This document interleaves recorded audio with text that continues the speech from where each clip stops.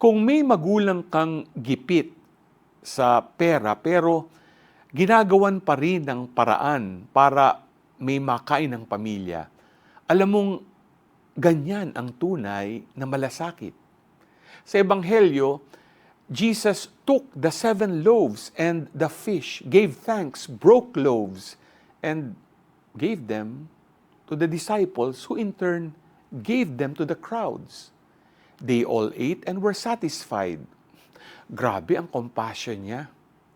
Mula sa konti, dumami para sa lahat. Hindi lang salita kundi gawa na nagpalaya sa gutom. Saint Francis Xavier na ginugunita natin ngayon, ganun din ang buhay. Kahit malayo sa sariling bayan, nagbigay siya ng sarili upang marami ang makakilala sa Diyos. Pinapaalala sa atin na hindi kailangan ng sobra para magbago ng buhay ng iba. Minsan, isang maliit na kabutihan, isang salita ng pag-asa, o isang oras ng pakikinig ay sapat na.